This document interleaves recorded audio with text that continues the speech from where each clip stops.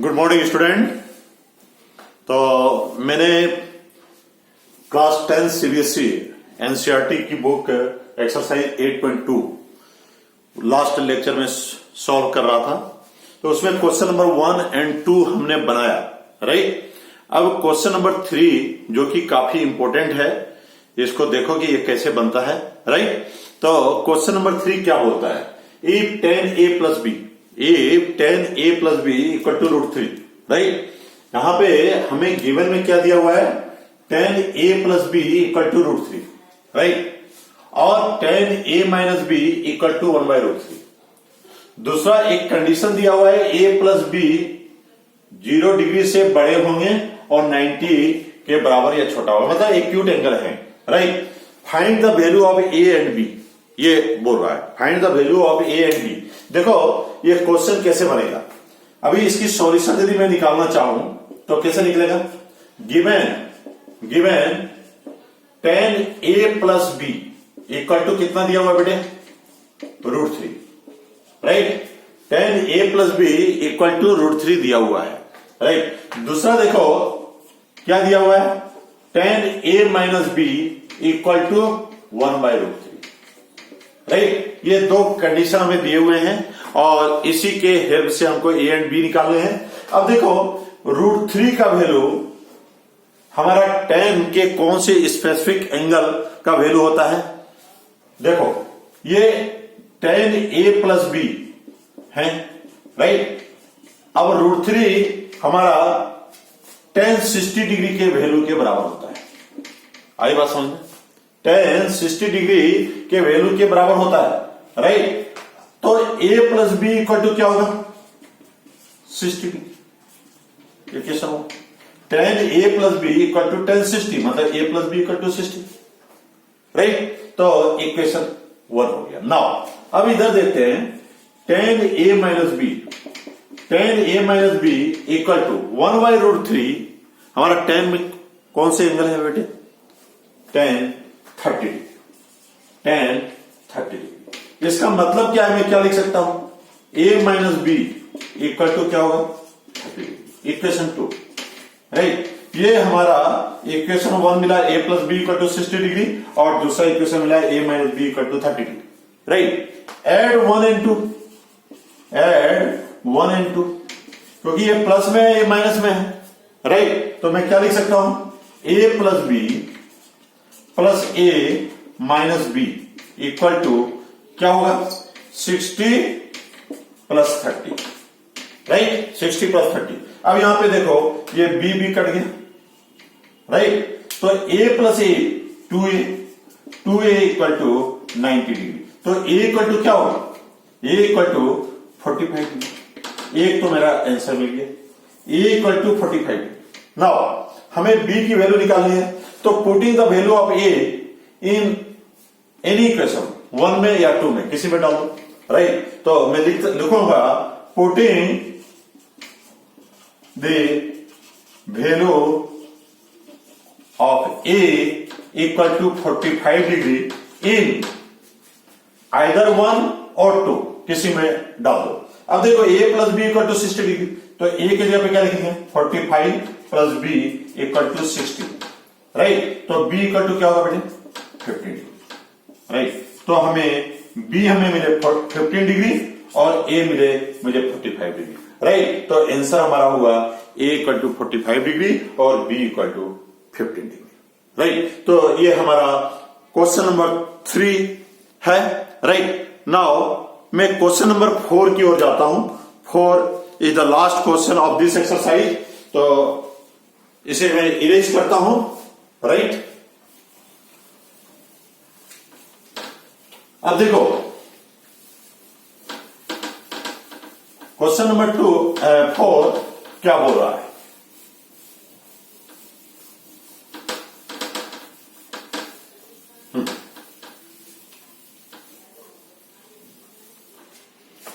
Question number 4 हमारा है, state whether the following statement are true और फॉल्स। ट्रू और फॉल्स हमें देखने हैं विद जस्टिफिकेशन के साथ, राइट। कहता है sine A plus B equal to sine A plus sine B.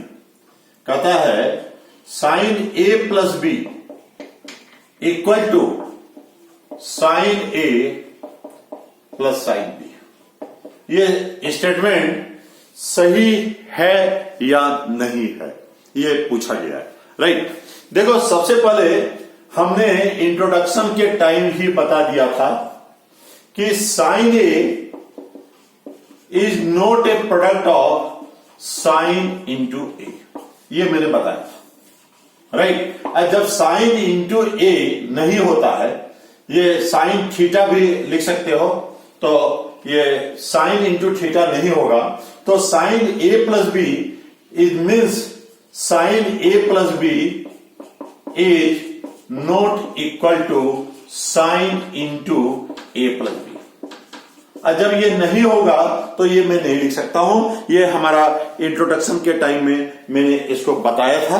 Right now but मैं अभी जो एक्सरसाइज 8.2 बता रहा हूं, तो उस बिहाफ में हम इसे देखते हैं कि ये कैसे बनेगा। राइट, अभी देखो ये तो ठीक है, ये मैं इंट्रोडक्शन के टाइम में दिया था और ये सही भी है, लेकिन इसको मैं सॉल्व यदि करना चाहूं तो देखो लेट हम ए और बी दो एंगल है बेटे, sine of angle A plus B, sine of angle A, sine of angle B, ये तो है। राइट नाउ मैं मान लेता हूं let A equal to 30 degree, right, and B equal to 60। Right, मैंने ये मान लिया। अब ये जब ये मान लिया तो अब एलएचएस को लेता हूं। एलएचएस तो साइन 30 प्लस 60 है ना, ए प्लस बी। राइट, मैं यदि ए प्लस बी लिखूं यहां पे तो क्या लिखेंगे, साइन 30 प्लस 60 इक्वल टू क्या होगा, साइन 90। और साइन 90 का वैल्यू क्या होता है, 1, इक्वेशन 1। राइट, अब आरएचएस को लेता हूं, आरएचएस को लेता हूं sign A plus sine B. Right, अब देखो साइन ए की जगह पे क्या लिखूंगा, 30 डिग्री, साइन बी की जगह पे क्या लिखूंगा, 60।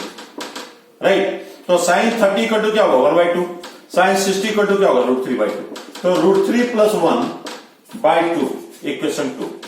अब ये देखो ये दोनों √3 + 1/2 और 1 दोनों इक्वल हैं क्या, दोनों इक्वल हैं क्या, नहीं है।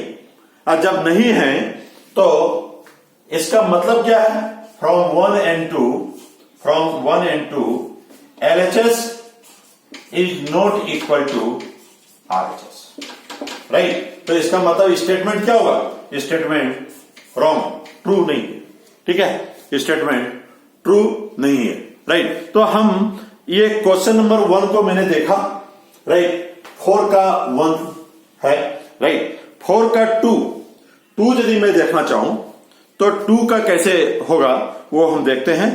For 2 the value of sine theta increasing as theta increase. Right, the value of sine theta, ये मैं इसे इरेज करता हूं, मैं इसे इरेज करता हूं।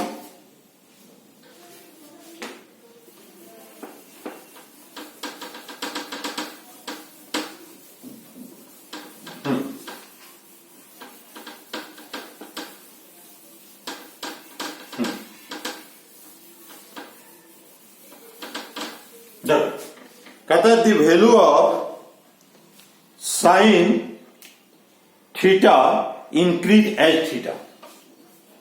साइन थीटा, अब बोलो the value of sine theta increase as theta, मतलब थीटा जैसे जैसे हम बढ़ाते जाएंगे तो इसकी वैल्यू क्या होगी, बढ़ते जाएगी। ठीक है, तो देखो यहां पे हम sine 0 degree, 30 degree, 45 degree, 60 degree, 90 degree, ये देखें। राइट, साइन का वैल्यू 0 में 0 होता है, 1/2 होता है, 1/√2 होता है, √3/2 होता है, 1 होता है। मतलब ये इंक्रीज कर रहा है ना, एंगल इंक्रीज किया है, इंक्रीज कर रहा है तो वैल्यू क्या हो रहा है, ये भी इंक्रीज कर रहा है, राइट। तो जैसे जैसे एंगल बढ़ रहा है तो साइन थीटा का भी वैल्यू इंक्रीज कर रहा है। तो इसका मतलब है 4 का 2 statement is true, right. First क्या था, फॉल्स था, और सेकेंड क्या है, ट्रू, राइट। तो मैंने देखा। नाउ अब मैं क्वेश्चन नंबर थर्ड देखता हूं।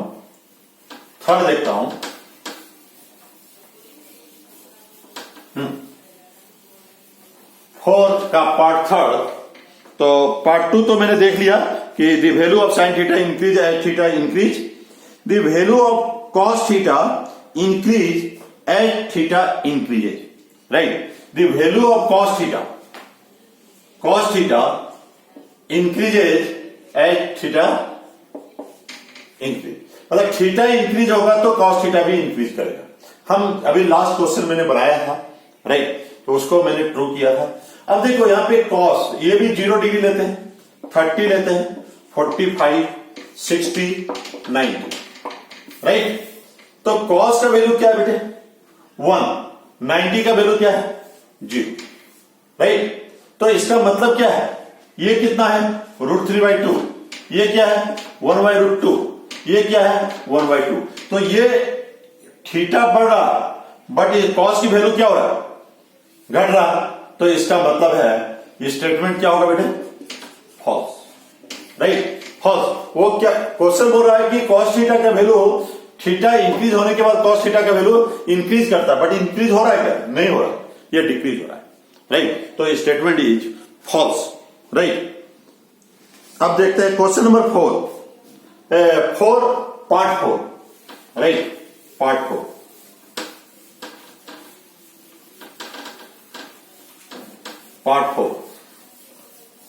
देखो अब इसको देखते हैं। इसमें लिखा हुआ है कि sine theta equal to cos theta, sine theta equal to cos theta for all value of theta, for all value of theta, ये बोल रहा है। ये सही है, ये तो देखने से ही लग रहा है सही नहीं है। अभी हम कोई भी स्पेसिफिक एंगल लेता हूं, let theta equal to 30 degree, ठीक है। तो साइन थीटा का वैल्यू क्या होगा, साइन 30, और साइन 30 का वैल्यू क्या होगा 1/2, right. Cos theta, cos 30, right, इसका वैल्यू क्या होगा √3/2। तो ये दोनों आपस में इक्वल है क्या, नहीं।